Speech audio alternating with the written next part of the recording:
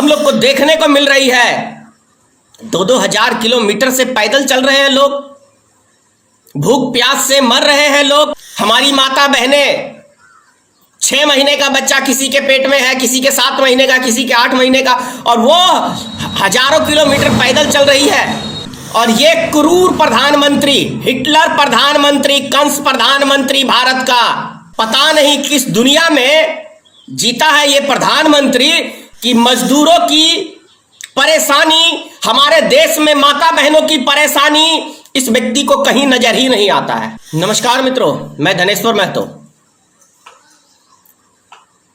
1947 में आजादी मिली और बंटवारा भी हुआ, देश का विभाजन हुआ। लेकिन मैं नहीं समझता हूं कि भारत के इतिहास के अंदर कभी भी इतना बुरे दौर से आम जनता को कष्ट झेलना पड़ा हो।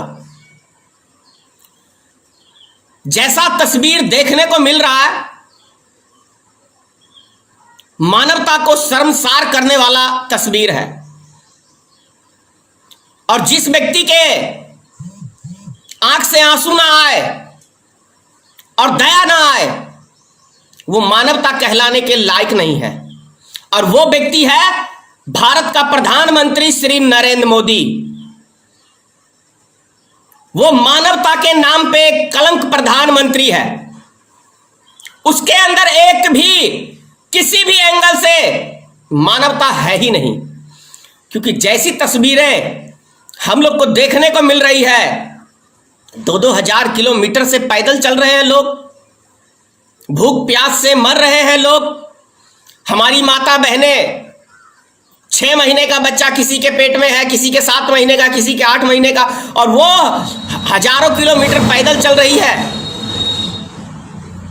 और ये क्रूर प्रधानमंत्री, हिटलर प्रधानमंत्री, कंस प्रधानमंत्री भारत का, इसको दया नहीं आती है, इसको दया नहीं आती है। अपने आप में पता नहीं किस दुनिया में जीता है ये प्रधानमंत्री कि मजदूरों की परेशानी, हमारे देश में माता बहनों की परेशानी इस व्यक्ति को कहीं नजर ही नहीं आता है। इस व्यक्ति को यदि कुछ नजर आता है तो अपने शौक, फैशन, अच्छा ही कहा था श्री राहुल गांधी ने कि ये सूट बूट की सरकार है, कुछ बुरा नहीं कहा था। क्योंकि मोदी एक बार जो वस्त्र पहन लेता है उसे दोबारा वस्त्र नहीं पहनता है। शायद इस वस्त्र से याद आया कि इसीलिए मुझे लगता है अपनी घरवाली का साथ नहीं दिया इसने। जब वस्त्र पहनता है उसको छोड़ देता है, तो ऐसी चीजें इसको। और इसी के पार्टी में जो अभी कपिल मिश्रा है, उसी का बयान था कि प्रत्येक दिन नरेंद्र मोदी को नई नई चाहिए। आज उसके पार्टी के एक कदावर नेता है, और उसी को देखा आपने, दिल्ली में दंगे हुए थे और कैसे उसको Y+ की सुरक्षा दे दी गई। तो जो पोल पट्टी खोल दे उसकी तो बड़ी वो करते हैं मोदी जी। लेकिन बहुत अफसोस की बात है, 20 लाख करोड़ का राहत पैकेज। अब मैं एक श्री नरेंद्र मोदी का ही बयान दिखाता हूं भाषण देते हुए। आप इससे समझ सकते हैं कि नरेंद्र मोदी जी वो स्वयं क्या कह रहे हैं। एक सेकंड सर, मैं आपको भी एक दिखाता हूं। ये तस्वीर देख लीजिए। ये लोग पैकेज घोषित करते हैं ना, और जो कुछ देते नहीं ना, अब उनको पैक कर करके भेजने का समय आ गया। संकट के समय एक पैकेज घोषित करने की फैशन हो गई है। भाई आपको कुछ मिलता है क्या? इतने पैकेज आते हैं, मिला है कुछ? आपको मिला है कुछ? ये जो पैकेज घोषित करते हैं ना, और जो कुछ देते नहीं ना, अब उनको पैक कर करके भेजने का समय आ गया। अब आप समझ गए होंगे कि जो सरकारें पैकेज घोषित करती हैं और देते नहीं हैं, ये प्रधानमंत्री स्वयं कह रहे हैं। प्रधानमंत्री जी का स्वयं का बयान है कि जो पैकेज घोषित करते हैं और वो पैकेज देते नहीं हैं, वैसे व्यक्तियों को पैक करने का समय आ गया है। मतलब ये आप बढ़िया से तर्क समझ लीजिए कि प्रधानमंत्री स्वयं कह रहे हैं कि पैकेज तो मैंने बहुत सारे दिए, जनता तक नहीं पहुंचा, बिहार में ही रख लो। पता नहीं कि 1.25 लाख करोड़ की 125 करोड़ की पैकेज की बात किया था विधानसभा चुनाव में 2015 में, मुजफ्फरपुर की रैली में। नहीं दिया बिहार को। कहां गया वो पैकेज? या दिया होगा तो आपस में बांट लिया होगा। अब ये 20 लाख करोड़, आप समझ लीजिए 20 लाख करोड़। क्या गरीब किसी मजदूर को, जो व्यक्ति एक रेलगाड़ी की सुविधा नहीं दे सकता है, उनको घर तक नहीं पहुंचा सकता है, वो व्यक्ति क्या आपको राहत पैकेज की बात कर रहा है और वो दे देगा? और याद होगा आपको 2014 के चुनाव में, रैलियों में, तमाम रैलियों में, 1-2 रैलियों में नहीं, सैकड़ों रैलियों में नरेंद्र मोदी ने भाषण में कहा था कि विदेश से हम काला धन लाएंगे, 100 दिन के अंदर लेके आएंगे। 15-20 लाख रुपए तो यूं ही, इतना काला धन है विदेश के बैंक में, इतना काला धन है कि 15-20 लाख रुपया तो आपको यूं ही मिल जाएगा। तो यह समझने की बात है। मधुबनी के अंदर 2 दिन के अंदर 3 गाड़ियां आई हैं, रेलगाड़ियां, लेकिन वो स्थिति है खाने की। पिछले 50 दिन के अंदर 3 गाड़ियां, मात्र 3 गाड़ियां हैं, यानी 3,3300 आदमियों को लेके आया गया है, जो कि लाखों आदमी सिर्फ मधुबनी जिले के लोग बाहर फंसे हुए हैं। लगभग 2 महीना होने जा रहा है। अब उनको खाने पीने के लिए ऐसा व्यवस्था सरकार ने किया है, सरकार ने उनका ऐसा व्यवस्था किया है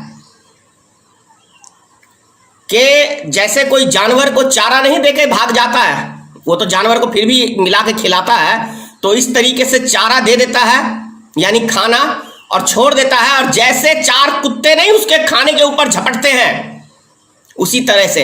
एक तस्वीर में आपको और दिखा रहा हूं, रेलगाड़ी की ही है, कटिहार की। आप इस तस्वीर को देख के समझ सकते हैं। एक तस्वीर में आपको दिखा रहा हूं, ये खाने में देख लीजिए, ये तस्वीर को जरा ध्यान से देख लीजिए।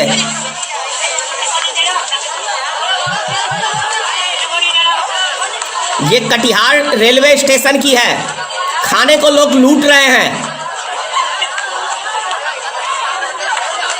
क्या इससे पहले आपने भारत में ऐसी तस्वीर देखी थी? एक तस्वीर मैं आपको और दिखा रहा हूं, ये तस्वीर देख लीजिए। नरेंद्र मोदी की कोई अपनी औलाद होगी नहीं, है ही नहीं, तो वो दूसरे की औलाद का दुख दर्द क्या समझेंगे? ये देख लीजिए कैसे छोटे से बच्चे को ये मां एक ब्रीफ केस के ऊपर लेके जा रही है। और ये उससे भी भयानक, जो मानवता को शर्मसार कर देगी, वो उससे भी भयानक ये तस्वीर, ये दृश्य हमें देखने को मिल रहा है। ये देखिए कैसे ये कचरे के अंदर से ये व्यक्ति खाना बीन के खा रहा है। ये है भारत का new India, make in India, shining India. ये भारत का नया इंडिया है जो मोदी जी ने बनाया है। एक तरफ पक्षी खा, ये देख लीजिए जरा ध्यान से, शर्म नहीं है, हमारे पूर्व शर्म नहीं है माननीय प्रधानमंत्री को। डूब के मर जाओ चिल्लू भर पानी में अंधभक्तों, तुम मानव कहलाने के योग्य नहीं हो। डूब के मर जाए भारतीय जनता पार्टी की सरकार, डूब के मर जाए आरएसएस संगठन, डूब के मर जाओ अंधभक्तों। बेशर्मी का यदि ये मानवता को शर्मसार करने वाली ये तस्वीरें हैं। आप लोग समझ सकते हैं कि क्या इससे पहले भारत की ऐसी तस्वीर हम लोग को कभी देखने को मिला, कोई नाली में से? तो आप लोग समझ सकते हैं क्या ये प्रधानमंत्री कहलाने के योग्य है? क्या ये भारत का प्रधानमंत्री इस योग्य है कि नरेंद्र? बहुत डिस्टर्ब किया जा रहा है गोबर भक्तों के द्वारा। जब भी वीडियो कॉलिंग करता हूं, ये वीडियो बनाता हूं, वो जानबूझ के इतना कॉल करते हैं ना कि डिस्टर्ब होता है।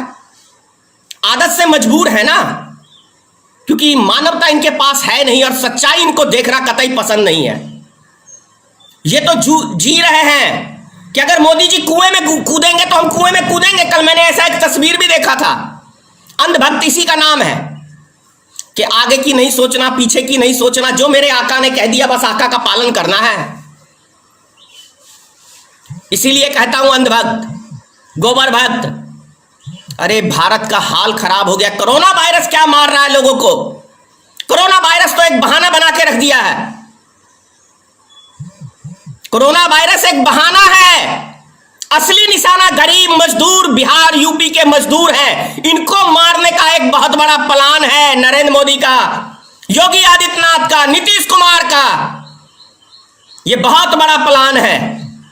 इस देश में गरीब जनता को मारने का एक बहुत बड़ा षड्यंत्र, बहुत बड़ा प्लान है ये। ज्यादा और क्या कहूं, इतना ही कहूंगा। जय हिंद, जय भारतीय मित्र पार्टी, सीताराम, मां भगवती, हे मां भगवती, हे मां जगत जननी, इस मूर्खों की टीम को कुछ अकल दे दो ताकि ये देश की गरीब जनता के ऊपर तरस खाए। हमारी माता बहनें, छोटे छोटे बच्चे पैदल चल के मर रहे हैं। इतिहास इस बिन औलाद के प्रधानमंत्री को कभी माफ नहीं करेगा। जय हिंद।